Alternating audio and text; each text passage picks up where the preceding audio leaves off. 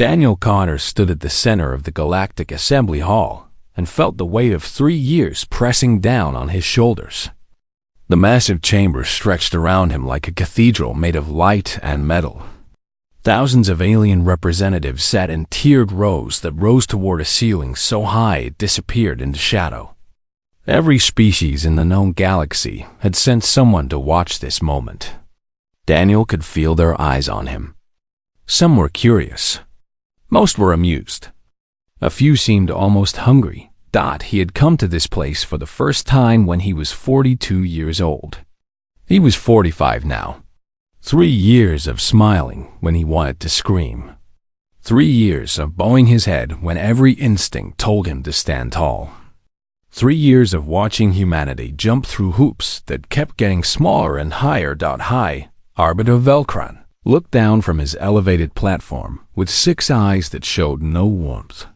His gray skin reflected the chamber lights like polished stone.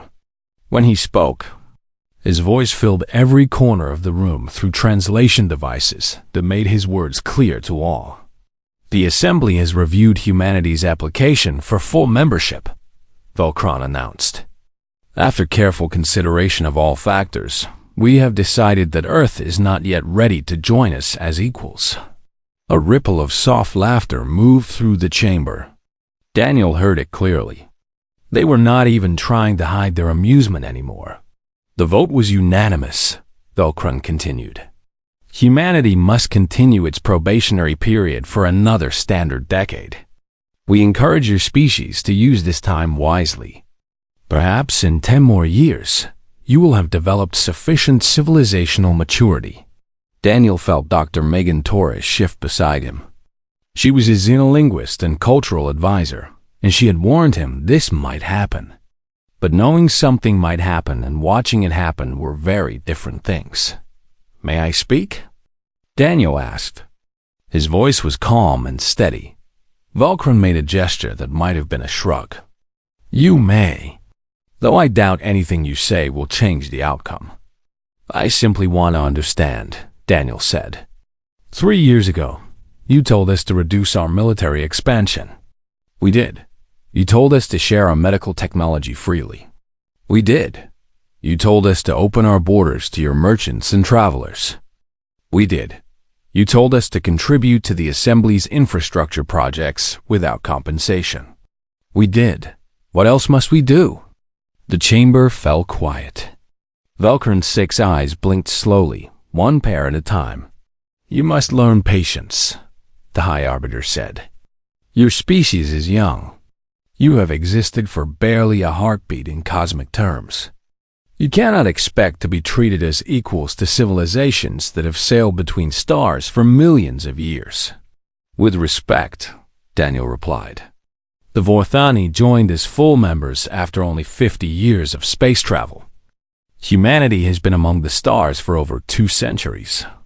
Ambassador Silex, the Vorthani representative, lowered his feathered head slightly.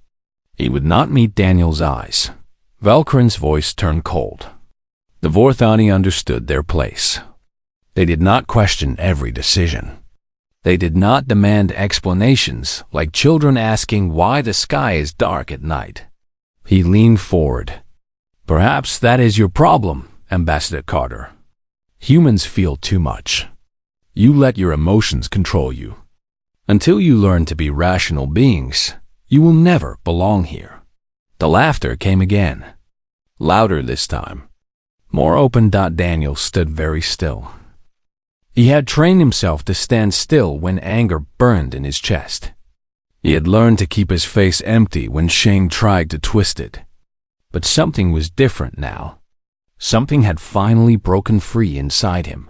He thought about the messages waiting on his personal device. Kevin Shaw, his intelligence analyst back on the human ship, had sent him classified intercepts just hours ago. The messages proved what Daniel had suspected for months.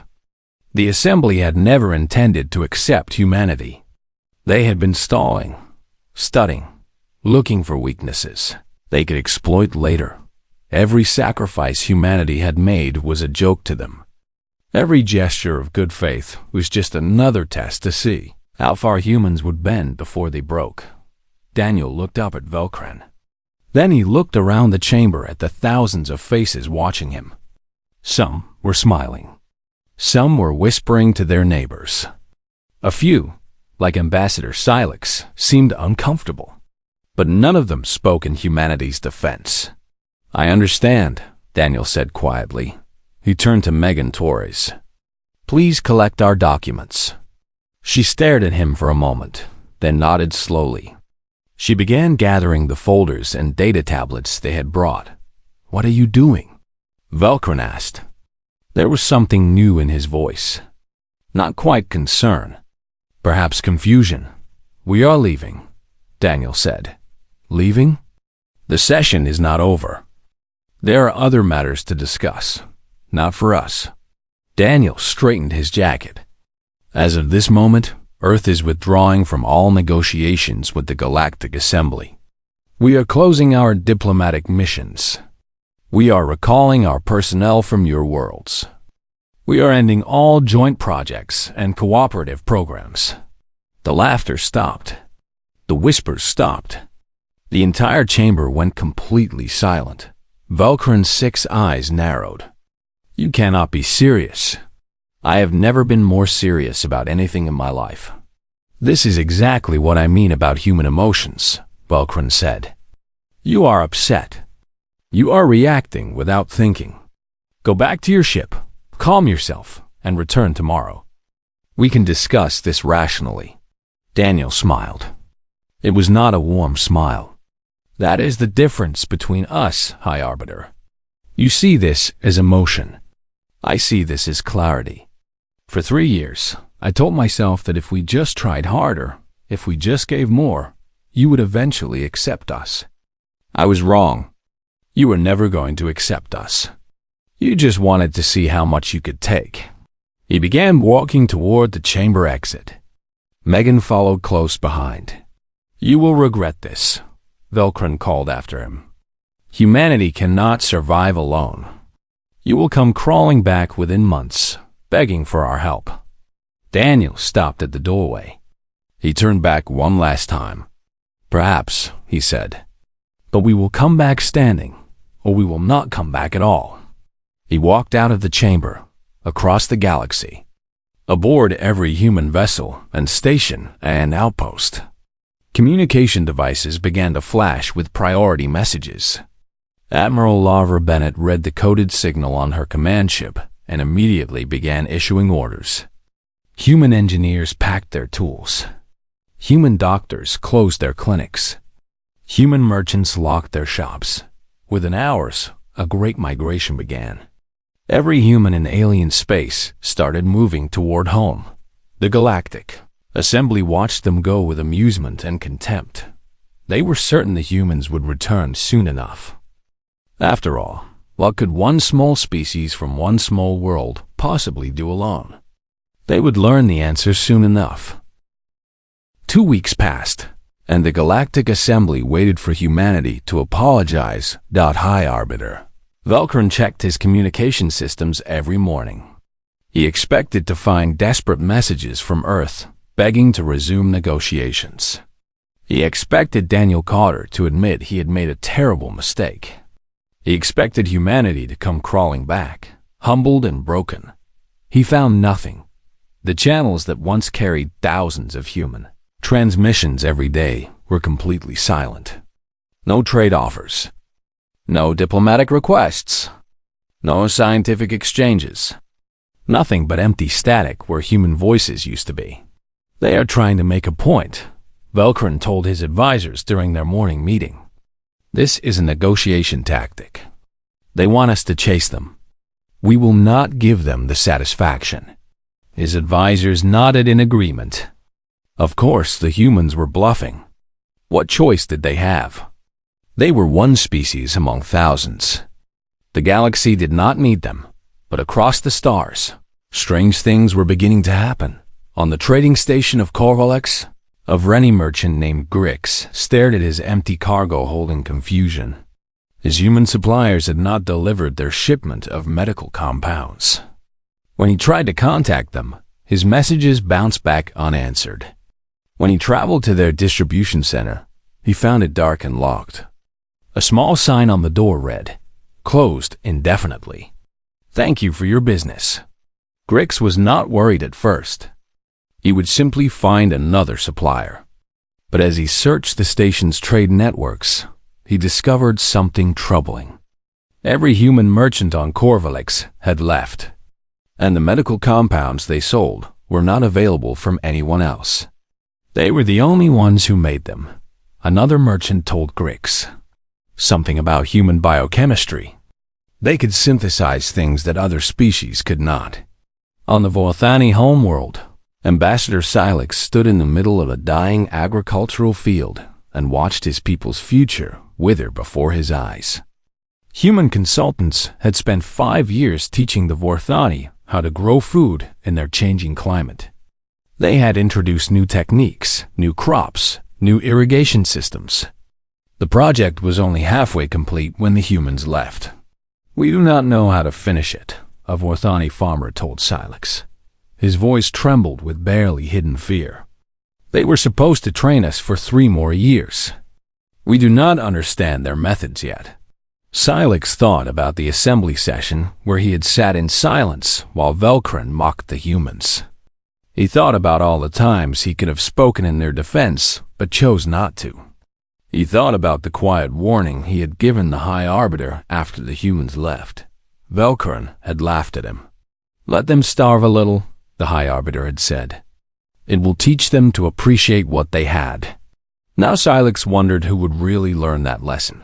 Aboard a medical station in the outer reaches, Dr. Trell watched her patients suffer and could do nothing to help them.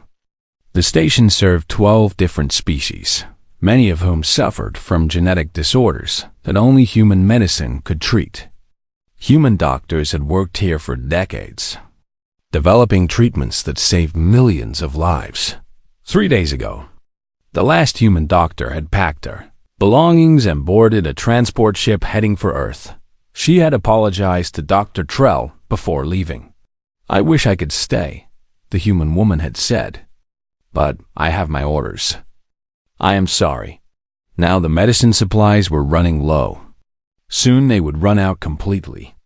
And Dr. Trell did not know how to make more. On the Assembly's military command station, Warlord Drexal studied tactical reports with growing frustration. His fleet had always relied on human-designed navigation systems. The humans had never asked for payment. They had simply offered to help upgrade the Assembly's aging technology. Now those systems were failing. Human engineers had installed them, and only human engineers knew how to repair them. Without proper navigation, his ships could not coordinate their movements. Without coordination, they could not fight effectively. "Find someone else to fix them," Drexal ordered his technicians. "We are trying, Warlord. But no one else understands the human code. It is written in a language none of us can read." Drexal slammed his fist against his command console. "They are just humans. How can they be so difficult to replace?" But deep in the dark spaces between stars, something was watching. The Kralith Empire had been at war with the Galactic Assembly for centuries. They had never gained much ground because the Assembly's combined forces were too strong. But the Kralith were patient. They watched. They waited. They looked for weakness, and now they saw it. "The humans are gone," a Kralith intelligence officer reported to his commanders. "They have withdrawn from all Assembly operations. The Assembly's infrastructure is beginning to fail. Their military readiness is declining. Their member species are turning against each other, blaming one another for the humans' departure." The Kralith commanders smiled with teeth like broken glass. "Continue watching," the senior commander ordered. "Let them weaken further. When the time is right, we will strike." Back on Earth, Admiral Lavra Bennett stood on the bridge of her flagship and monitored the human withdrawal. Every transport ship reported safe arrival. Every citizen was accounted for. The borders of human space were sealed tight.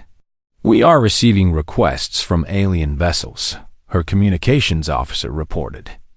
They want to enter our space. Some claim emergency situations. Politely refuse them, Bennett ordered. No exceptions. In a secure room deep beneath Earth's surface, Kevin Shaw analyzed intercepted alien communications. The messages painted a picture of growing chaos. Supply chains were breaking down. Diplomatic relationships were fracturing. Old grudges were surfacing between species who had worked together for centuries.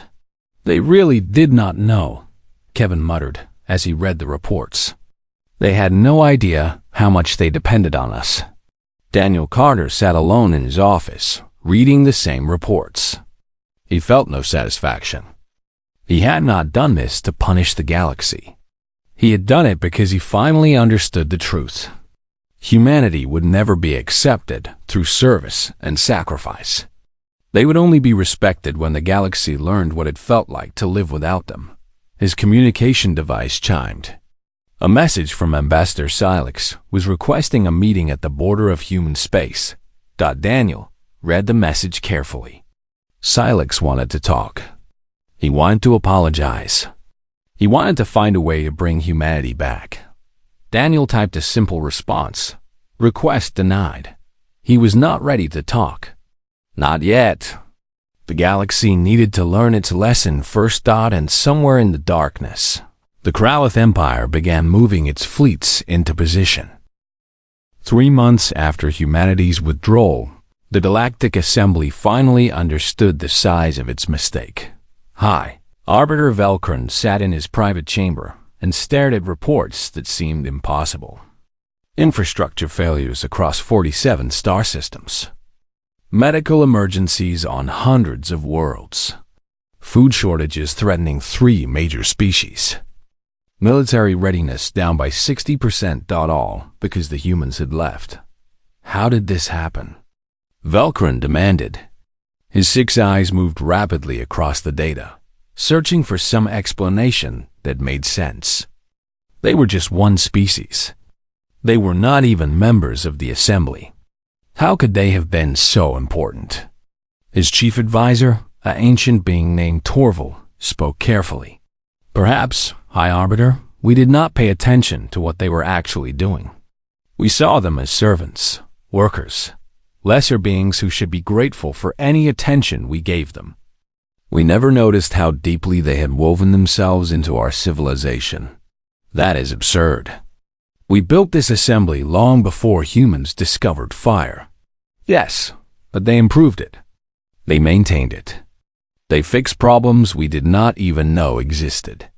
Torval pulled up a holographic display. Look at this station, for example. The life support systems are 150 years old. Human engineers redesigned them 30 years ago. They made them more efficient, more reliable, more adaptable. Now those systems are failing, and none of our technicians know how to repair them. Velkron felt something cold settle in his stomach. Find someone who can learn. We are trying. But the humans work differently than we do. They did not just follow procedures. They improvised. They experimented. They solved problems in ways we cannot predict or understand. Torval lowered his head. We thought they were primitive. We were wrong.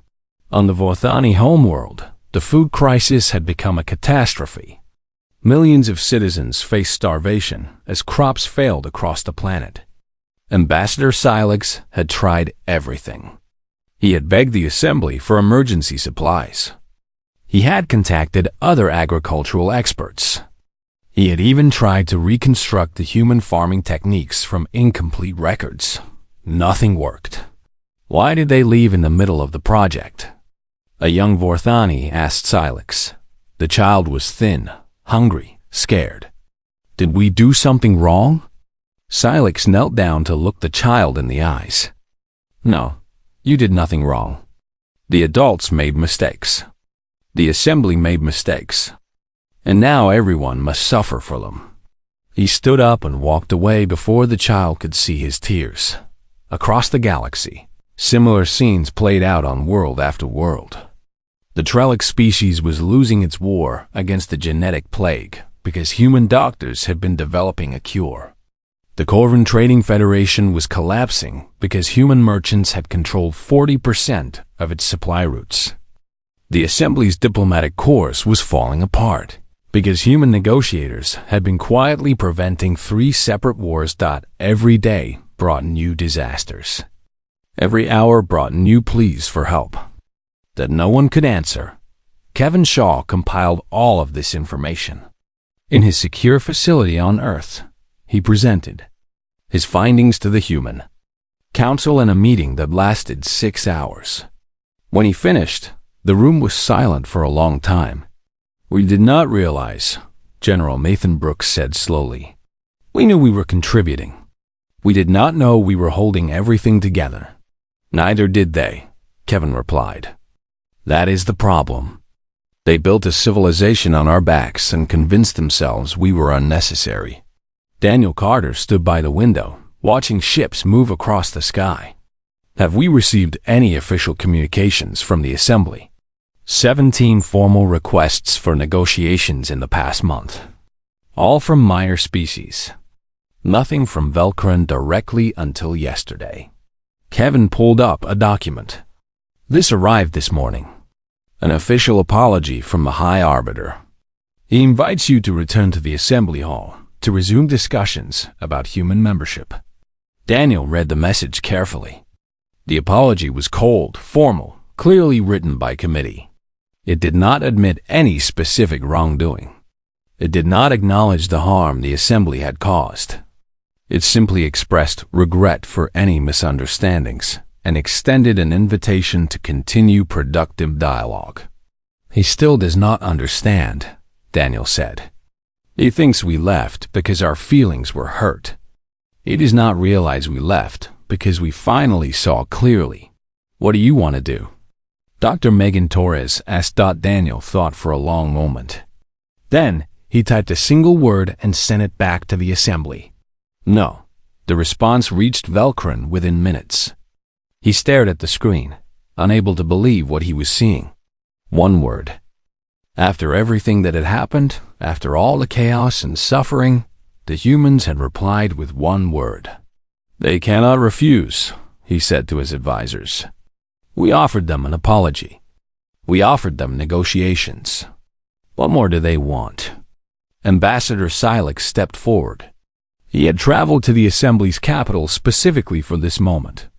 "Perhaps they want genuine respect. Perhaps they want to be treated as equals, not as supplicants.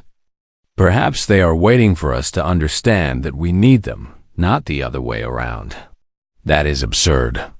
The Assembly does not need anyone. Then, why are we failing without them?" Velcron had no answer. In the dark spaces between stars, the Kralith Empire made its decision. Their scouts had been watching the Assembly's decline for months. They had seen the infrastructure failures, the military weakness, the political divisions. The time had come. "Send the fleets," the Kralith High Command ordered. "Full invasion force. Target the Assembly's core systems first. Take everything." The Kralith war machine began to move. Thousands of ships armed with weapons designed to destroy entire worlds. Millions of soldiers bred for conquest and slaughter. An empire that had waited centuries for this moment. Admiral Lara Bennett detected the movement on her long-range sensors. She watched the Kralith formations assembling along the Assembly's border and felt a chill run down her spine. "Sir," she reported to Daniel Carter, "the Kralith are preparing to attack. Based on their fleet movements, I estimate they will strike within the week." Daniel closed his eyes. He had known this might happen. He had hoped it would not happen so soon. The Assembly was not ready. Without humanity's help, they would fall. "What are your orders?" Bennett asked. Daniel did not answer immediately. He was thinking about everything that had happened. The years of humiliation. The laughter in the Assembly Hall. The contempt in Velcron's voice. Part of him wanted to let the Assembly burn. They had earned their fate. But he also thought about Ambassador Silex, who had lowered his head in shame, but never laughed. He thought about the Vorthani child, who asked why the humans had left. He thought about all the innocent beings who would die in a Kralith invasion. "Continue monitoring," Daniel said finally. "But do not engage. Not yet. And if the assembly falls?" Daniel turned away from the window. "Then we will see what kind of people we really are." The Kralith Empire struck without warning.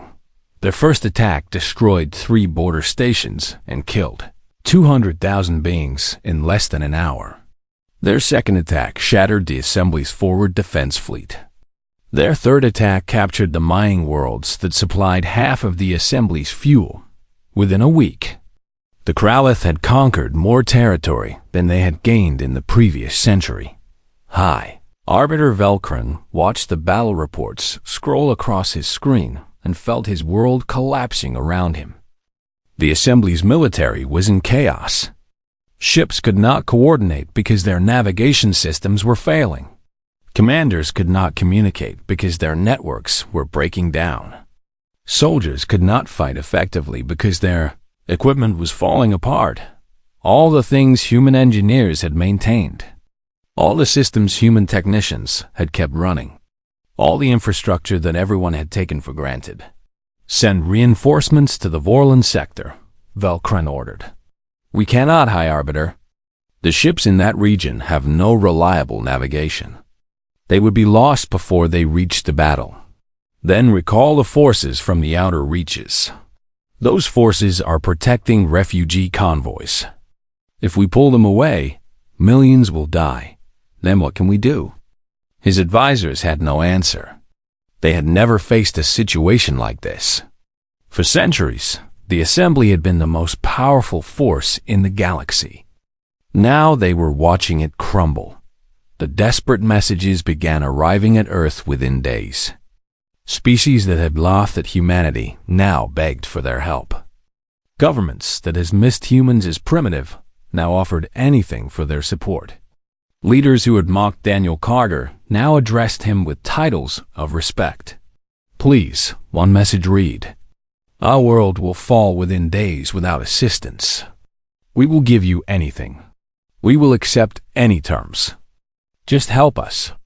The Human Council met in emergency session to debate their response. The room was tense, divided, uncertain. General Nathan Brooks spoke first. "Let me be direct. The Assembly treated us like servants for years. They humiliated our diplomats. They stole our technology. They laughed while we sacrificed everything for their approval. Now they want us to save them. I say we let them burn." "I understand your anger," Dr. Megan Torres replied. "But we need to think about what happens next. If the Kralith conquer the Assembly, they will control the entire galaxy. Eventually, they will come for us too. We cannot defeat them alone. Our military has never been stronger," Brooks argued. "We have weapons and ships they have never seen. We can defend ourselves. Against the entire Kralith Empire? For how long?" Kevin Shaw raised his hand. "There is another factor to consider.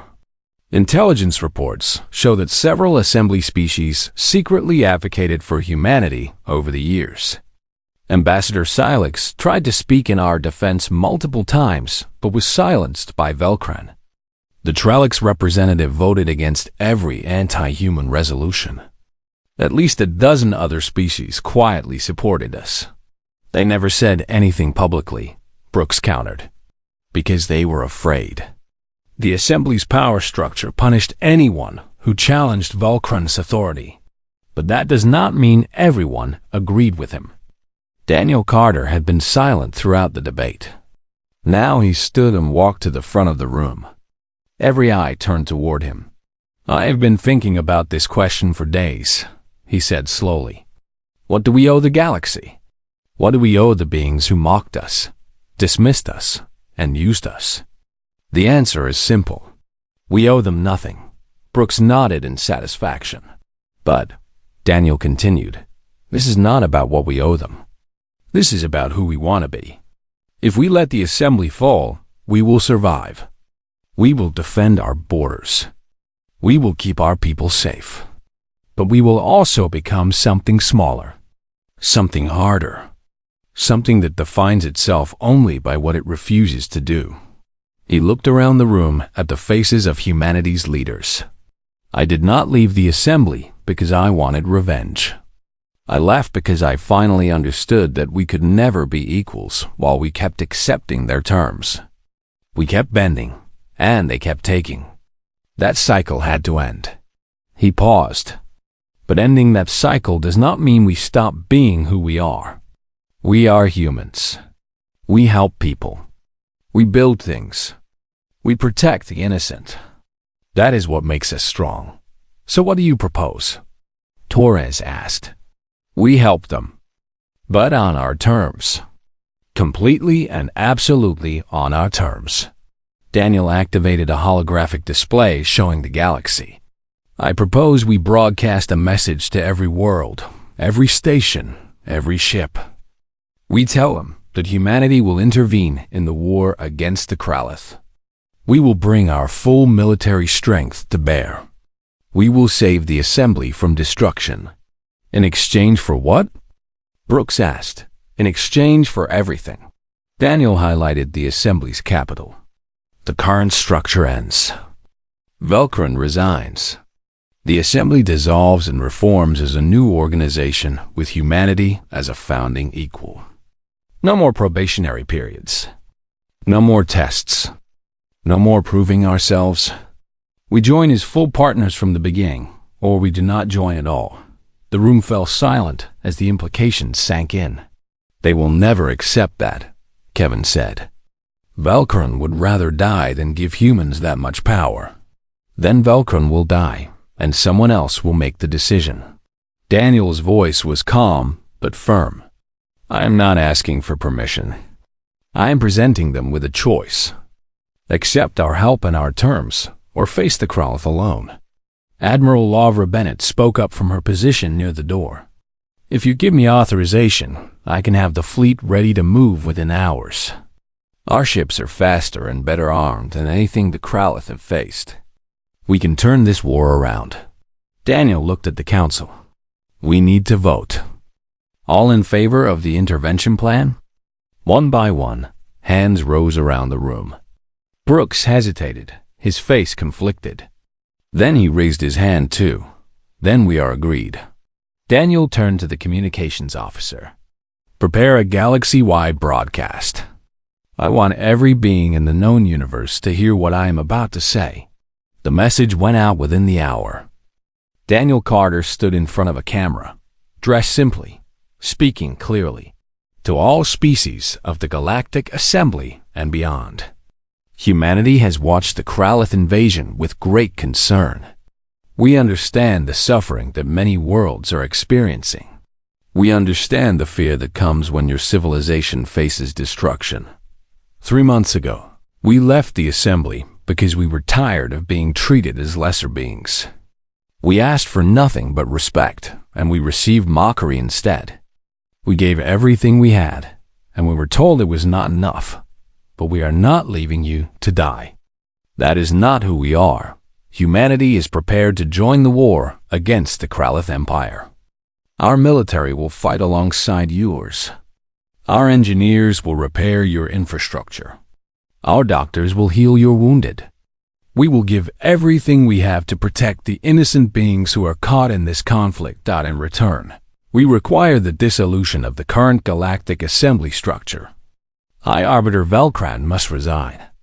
A new council must be formed with humanity as a founding member with equal standing. These terms are not negotiable. You have 1 day to decide.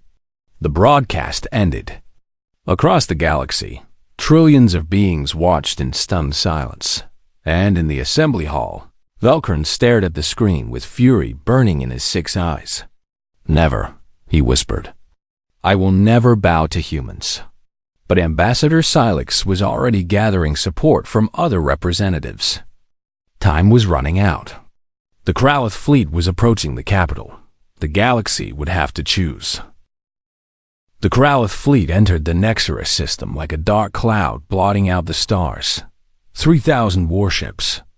Weapons platforms the size of small moons. Troop carriers holding millions of soldiers. It was the largest invasion force the galaxy had ever seen. And it was heading straight for the Assembly's capital, High Arbiter. Velcrin stood on the observation deck of Nexarus Prime and watched death approaching. His 6 eyes moved slowly across the tactical display, counting ships, measuring distances, calculating time. The Assembly's remaining defenses would slow the Kralith advance. They might even destroy a few hundred enemy vessels. But the outcome was never in doubt. High Arbiter, Ambassador Silex said, entering the observation deck with a dozen other representatives behind him. The Council has voted. We accept humanity's terms. Velcrin did not turn around. The Council has no authority to make that decision. With respect, you no longer have authority to stop us. The member species have spoken. We choose survival over pride. You choose surrender. You choose to hand our civilization to primitives who discovered fire while we were building empires. We choose to live. Silex stepped forward. The humans were right about us. We used them. We mocked them. We refused to see their worth because seeing it would have meant admitting we needed them. Now that need is undeniable. He placed a document on the console beside Velcrin. This is the formal announcement. You can sign it yourself, or we will announce your removal and sign it without you. Velcrin finally turned. His ancient face showed something Daniel Carter had never seen in the assembly hall. Fear, exhaustion, defeat. You will regret this, Velcrin said quietly. When the humans control everything, when they remake the galaxy in their image, you will remember this moment and wish you had fought. Perhaps. But at least we will be alive to have regrets. Velcrin stared at Silex for a long moment. Then he picked up the stylus and signed his name to the document. Broadcast our acceptance, Silex told his aide. And pray the humans keep their word. The message reached Earth 7 minutes later. Admiral Lara Bennett was already on the bridge of her flagship, waiting. Sir, she reported to Daniel Carter. The Assembly has accepted our terms. Velcrin has resigned. They are asking for immediate assistance. Daniel closed his eyes for a moment. 3 years of humiliation ended with a single signature. 3 months of silence answered with complete surrender. It should have felt like victory. Instead, it felt like the beginning of something much harder. Send the fleet, he ordered. All ships. Maximum speed. The human armada jumped into hyperspace. 200 warships that the galaxy had never seen. Ships designed in secret, built in hidden shipyards, armed with weapons that made Kralith technology look primitive. Earth had not been idle during its years of servitude. While human diplomats smiled and bowed, human engineers had been preparing for the day when smiles would no longer be enough. The fleet emerged from hyperspace directly in the path of the Kralith. Advance. The Kralith commander stared at his sensors in disbelief. What are those ships? Where did they come from? Unknown design, his tactical officer reported. Energy readings are impossible. They cannot have weapons that powerful. Open fire. Destroy them. The Kralith fleet unleashed everything it had. Thousands of weapons fired simultaneously, filling space with deadly light. The human shields absorbed the attack like ocean waves against a stone wall. Then Admiral Bennett gave her order. All ships, engage. What followed was not a battle. It was a demonstration. Human weapons tore through Kralith armor like paper. Human ships danced around enemy formations with speed and precision that seemed impossible. Human tactics anticipated every Kralith maneuver before it happened. The invaders who had conquered half the assembly in a week suddenly found themselves facing an enemy they could not touch. General Nathan, Brooks coordinated with the demoralized assembly forces, showing them where to position, when to strike, how to work together with the human ships. The alien commanders, who'd spent months watching their civilization crumble, suddenly felt something they had forgotten.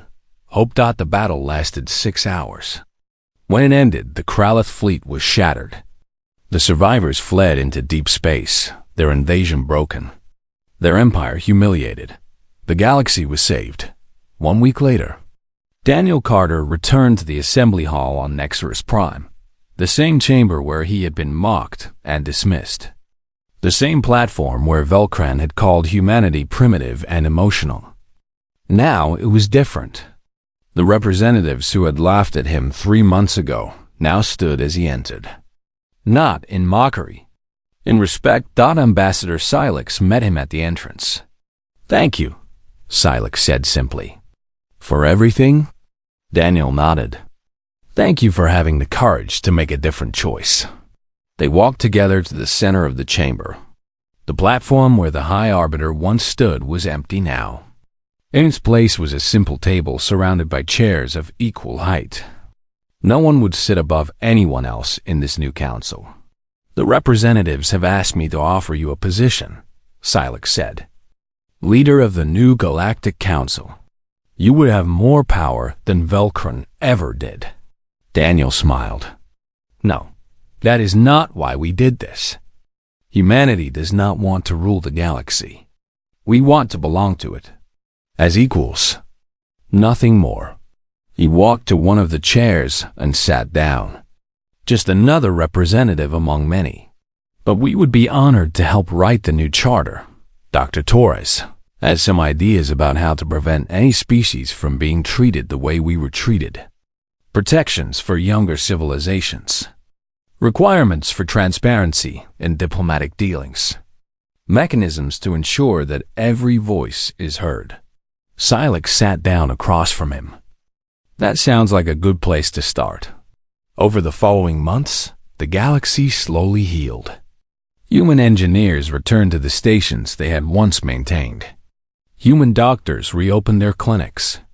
Human merchants resumed their trade routes. But everything was different now. They were not servants. They were partners. Kevin Shaw was appointed to lead a joint intelligence network. His job was to make sure that no species ever again plotted against another in secret. The lies that had poisoned the old assembly would have no place in the new. COUNCIL Dr. Megan Torres helped draft a new charter. Every clause reflected the lessons of what had happened. Every rule was designed to prevent the arrogance and cruelty that had driven humanity away.